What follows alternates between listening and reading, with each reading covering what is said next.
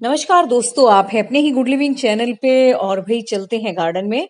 और जैसा कि मैं 2-3 दिन से साफ सफाई कर रही हूँ गार्डन की, जो कि प्लांट बरसात में ओवरग्रो हो गए हैं उनको भी ठीक ठाक कर रही हूँ। और जो भाई कटिंग लगने लायक लगती है मुझे, तो उसको भी मैं लगाती जा रही हूँ।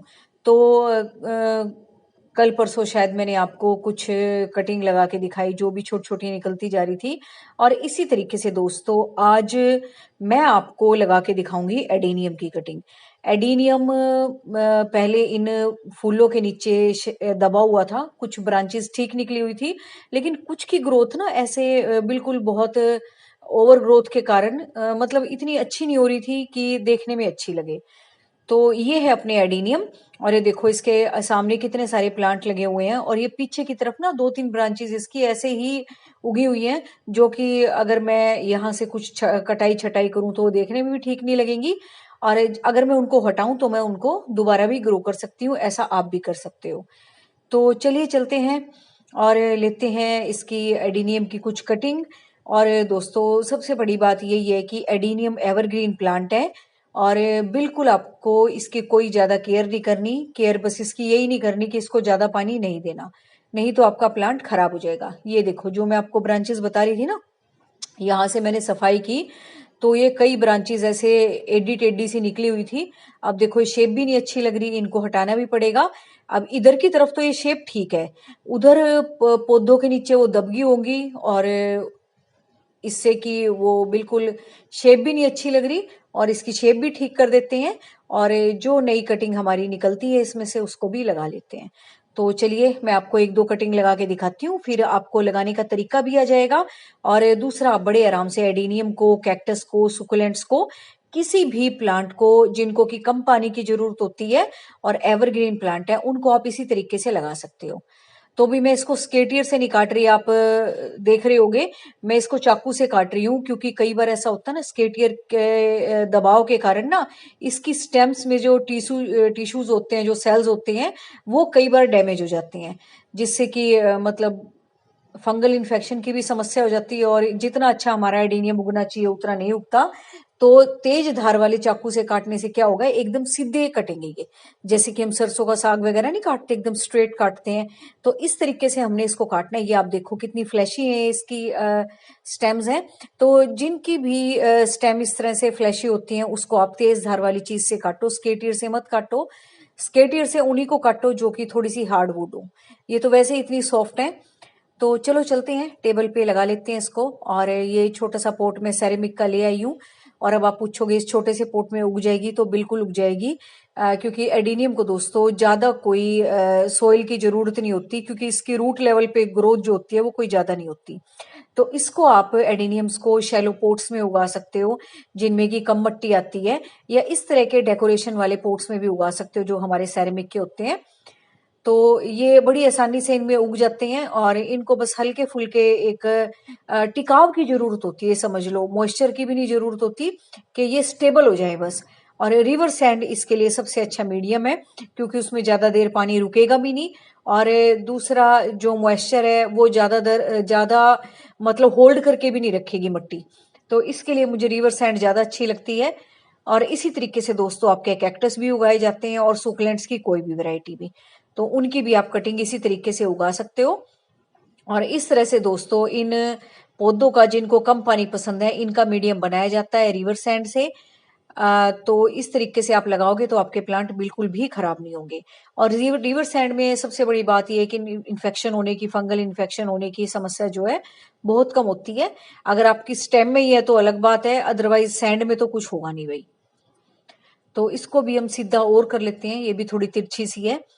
तो इस तरीके से आप इसकी कितनी सारी कटिंग लगा सकते हो। बस 2-4 नोड भी होंगे ना अगर आपकी स्टेम में, नोड जहां से पत्तियां निकलती हैं, तो उससे भी आप इसको लगा लोगे। थोड़ा सा डीप कर लेती हूँ मैं इसको। तो ये सैंड वही है दोस्तों जो कि हम कंस्ट्रक्शन में यूज करते हैं, रिवर सैंड मिला के सीमेंट में मिलाते हैं ना, तो वही वाली सैंड है ये। तो आसपास देख लेना, आपके कहीं कंस्ट्रक्शन हो रही हो वहां से भी आप ला सकते हो। तो इसका सीधा उल्टा देखना भी बहुत जरूरी होता है, क्योंकि पत्ते तो हमने हटा दिए हैं। तो इस तरीके से आप लगा दो। बस अब जब ये उग जाएंगी ना, तब अगर मुझे लगेगा ग्रोथ ज्यादा हो रही है तो मैं इसको निकाल के अलग अलग लगा दूंगी। फिलहाल ये 4 मैं इसमें लगा देती हूँ, और भी अभी देखूंगी उसकी सफाई करके और भी निकलती हैं तो। बस मुझे आपको लगाने का तरीका बताना था कि इस तरीके से इसको लगाना है, बाकी तो मैं काम बाद में करती रहूंगी। तो बस किसी में आप पत्तियां छोड़ दो, किसी में से हटा दो, तो ऐसा कुछ नहीं है इसका। तो ये तरीका है इसको लगाने का। और सबसे बड़ी बात दोस्तों, आपने इसको बिल्कुल भी बरसात में नहीं रखना है। आपने इसको ऐसी जगह रखना है जहां की आपका आउटडोर एरिया हो, और ऊपर से कवरिंग हो, ताकि इस पे बरसात का पानी ना पड़े। बरसात का पानी पड़ेगा तो देखो ये खराब हो जाएगी। और सोइल में भी हल्का सा मॉइस्चर है तो मैं इसमें पानी भी नहीं दूंगी, और इसको इतने पानी की जरूरत भी नहीं है। पानी दे दिया तो ये वैसे ही गल जाएगी। और इतना हल्का सा मॉइस्चर इसके लिए बहुत ठीक है, जितना कि मुझे अब लग रहा है इसमें हाँ होना चाहिए।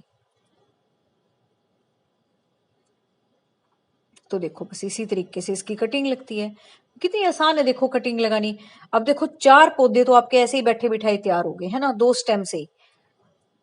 अभी तो और भी देखूंगी मैं, थोड़ी थोड़ी बस आपको काटने के लिए दिखाई है। और भी मुझे जहां तक उसको ठीक करना होगा ना, अच्छी सी शेप देनी होगी, तो मैं देख लूंगी फिर और भी और कटिंग निकल आएंगी। अभी तो जल्दी से वीडियो बनाना था आपके लिए, दिखानी थी आपको। ये देखो बस थोड़ा सा गहरा सा गड्ढा कर लेंगे और इसको ऐसे लगा देंगे। बस इसका यही है कि स्टेबल रहे। बस इसको उगने के लिए, रूट बनाने के लिए ना थोड़ी सी बस स्टेबिलिटी चाहिए बस, और वो सैंड से मिल जाएगी। कोई इसको इतने पानी की जरूरत नहीं है, मॉइस्चर की जरूरत नहीं है। और सबसे बड़ी बात दोस्तों, आपने इनके स्टेम के ऊपर से ना, जहां से भी ये कट पोर्शन है, इसको आपने लॉक कर देना है, ताकि कोई भी फंगल इन्फेक्शन इसमें ना जाए और किसी भी तरह का इन्फेक्शन इस पे ना हो, और आपकी रूट का जो मॉइस्चर है वो बना रहे। वो बना रहेगा। अगर देखो ड्राई होगी तो भी खराब हो जाएगी हमारी कटिंग, है ना। इतना हल्का मॉइस्चर तो इसमें बना रहना चाहिए, और इससे फंगल इन्फेक्शन भी नहीं होगा कोई, क्योंकि ऊपर से हमने लॉक कर दिया। और यही तरीका जहां से दोस्तों आपने कटिंग ली है, वहां से भी आपने करना है। क्योंकि अभी नेल पेंट यहाँ पे रखा हुआ था, अभी वहां पे भी जाके मैं उसको लगा दूंगी। तो ये है तरीका आपकी एडेनियम्स की कटिंग लगाने का, कैक्टस लगाने का। और कोई भी सुकुलेंट आप लगाते हो इस तरीके से लगाओ, आपका कभी भी खराब नहीं होगा और बहुत अच्छी ग्रोथ होगी। और बस इसको मैं अब, जो मेरा स्टैंड बना हुआ है ना सेरेमिक का, उस पे मैं रख देती हूँ।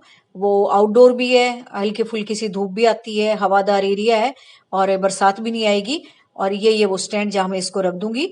और इसी तरीके से दोस्तों आप ये कैक्टस उगा सकते हो। अलग अलग तरीके के बेबी कैक्टस भी आपके शायद कैक्टस लगे हों, उन पे उगाए हों, उनको भी आप पिंसर से अलग कर करके ऐसे लगा सकते हो, छोटे छोटे से गमलों में भी। तो बहुत अच्छे लगते हैं ये। और इतने छोटे गमलों में दोस्तों कैक्टस और ये सुकुलेंट्स की वैरायटी बड़े आराम से चलती है। तो उम्मीद है आपको सारा वीडियो समझ में आ गया होगा, अब आपने कैसे प्लांट उगाने हैं। और ये मार्बल्स वही मैंने इनमें हल्का सा मॉइस्चर बना रहे इसलिए रख रखे हैं। और थोड़ी सी दोस्तों कैक्टस को स्टेबिलिटी देते हैं, क्योंकि देखो रूट्स तो इनकी इतनी होती नहीं है, तेज हवा चले या वैसे भी हल्का फुल्का हम पानी दें तो ये हिल ना जाए। इससे क्या होता है, मार्बल स्टेबिलिटी देते हैं थोड़ी सी इनको, और मॉइस्चर भी बना के रखते हैं।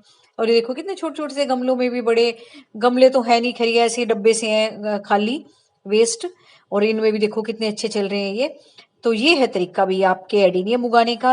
अच्छा लगे तो लाइक जरूर करना, शेयर किया करो, और जिसने सब्सक्राइब नहीं किया सब्सक्राइब कर लिया करो चैनल को। Thank you very much.